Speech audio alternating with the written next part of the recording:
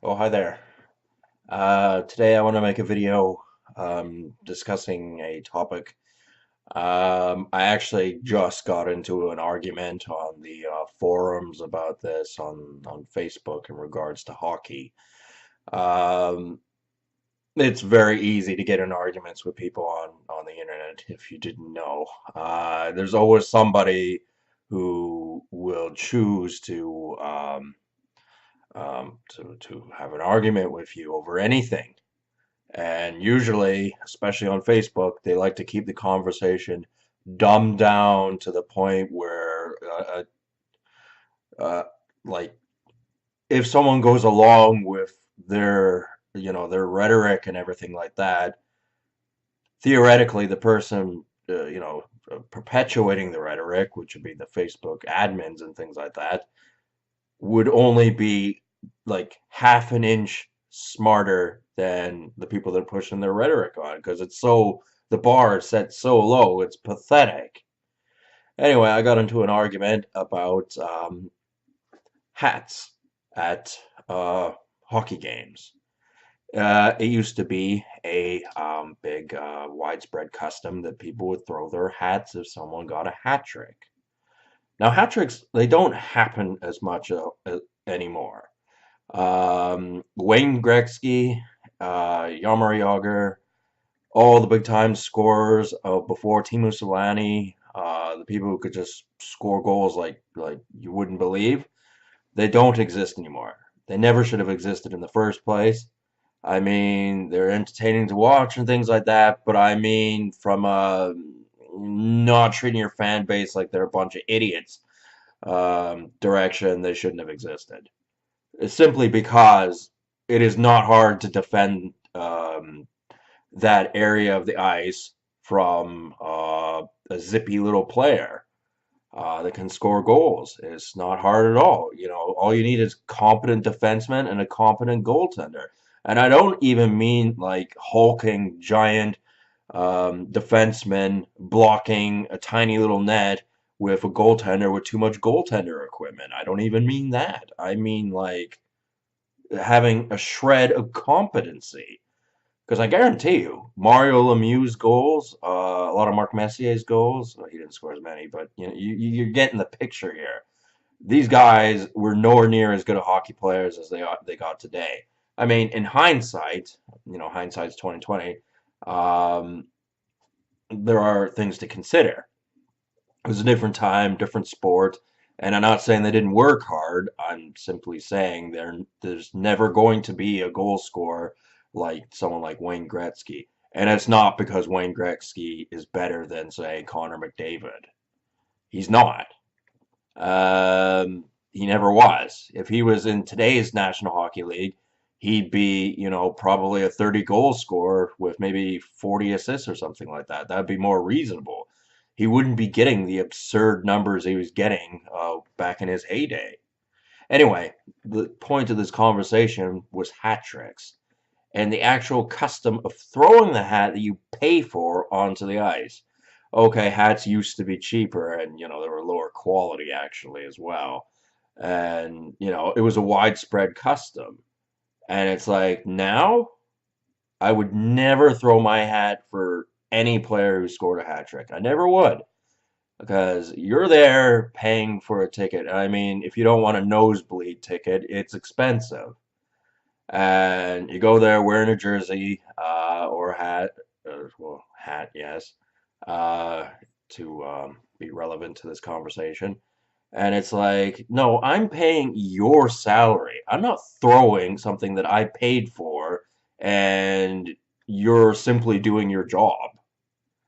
Um, like some people have made the comparison going, well, would you not tip the waiter because they're simply doing their job? And I'm like, that's nowhere near the fucking same, is it? Is it really? Their hockey players are making millions of dollars doing what they're doing, and the waiter's not. There's no comparison. And with these hats today, you know what they do with them, right? It's a tax write-off. And they probably did it before too, quite a bit actually. Um, which is they gather them up. I won't go so far as to say that they simply slap new stickers on them and sell them, although this hat I'm wearing right now is actually in way good enough condition that it could quite easily, have stickers put back on it, and some chump could buy it. There's no sweat stains on it. There's no staining of any kind. It's not misshapen. This hat I've got on my head, with proper stickers on it, would look brand new almost. Um, but what I'm thinking is more likely is that they simply distribute them amongst, the homeless type people who, are down on their luck and, you know, can't afford new clothing. And, this is part of the gentrification is that people are dressed a little bit better. And there's some sort of trust issue where they are given a hat and it's got some uniqueness to it. So they're not just going to turn around and trade it for drugs. Um, that's a beneficial thing. And all good and well, but I think, it should come out of the billion-dollar corporation's pocket and not mine or any other hockey fan. And no, I'm not fucking throwing my hat for someone else to take because I'm sure if the hat is in absolutely shitty shape, they just burn it or something, but in like some big giant furnace. But as far as reissuing the hats and then getting a tax break on it, it's the exact same thing as when you see companies saying donate X amount of money for whatever cause, BC Children's or whatever, and it happens to be the corporation that is telling you about it. And it's like, if I want to donate money to a charity like that, I will go directly to them. I am not going through you so that you can write it off as a tax, for taxes. That is bullshit. Absolute fucking bullshit. And it wasn't a long time ago where if you didn't throw your fucking hat, someone was gonna beat you up. And it's like, you can be a drunk, but you don't have to be a drunk and a violent idiot or a retard or whatever. And that's part of the problem with alcohol today is that there are still fringe elements that get belligerent when they've had drinks, and this is obviously bad for the sophistication of the sport, the gentleman sport that the National Hockey League is, and it gives ammunition for people to obviously. Make things more difficult for alcohol drinkers such as myself. Um, you know, I don't give one tinker shit if somebody throws a hat or not. I don't give one tinker shit what jersey they're wearing during the game. I mean, I gotta admit, if it were back in 1994 and some New York Ranger fan was sitting next to me and he was heckling in my face about how New York Rangers had just won the Stanley Cup, I would admit that would be irritating. However, it wouldn't have anything to do with his jersey. It'd have everything to do with him being a prick in front of me. That would irritate me. And, you can't really trust pricks all the time, so that's, something to consider. But that's completely different. This is getting back to throwing hats onto the ice. I would never do it. I mean, true enough, I haven't actually been to a game since the Mighty Ducks back in the 90s. My father, he gently discouraged going to games, and he was wise to do so because they weren't managed properly. And it does need a rehaul, and it has been in the works, except the passion and the excitement and the entertainment has gone with it, unfortunately. And it's all because people have not adapted to what should be considered normal society today. And I don't mean like, in order to keep the peace, that means, hockey arenas have to be absolutely policed to a finite level. Um, but I do mean that, people have to smarten up and stop being a bunch of cunts. And, there's so many things that piss me off about the National Hockey League. And there are other things that are obviously really good. And, if there are enough people on the right bandwagon, it can really, go in the right direction. And, you know, uh, there's just certain philosophies that need to change. And I mean, yeah, like, there's always polls where they're suggesting, well, who are the dumbest, um, what team has the dumbest fan base? And it's like, you don't know every fan of a certain team. In fact, if you don't live in that city, odds are you don't know very many people of that fan base. Like for one thing, like I don't particularly like the Calgary Flames. It's not that I have anything against them. It's because I have an annoying friend who's a Calgary Flames fan. Well, actually, there are two people I know who are Calgary Flames fans, and my friend is highly annoying. And the other person, I'm not even going to talk about him.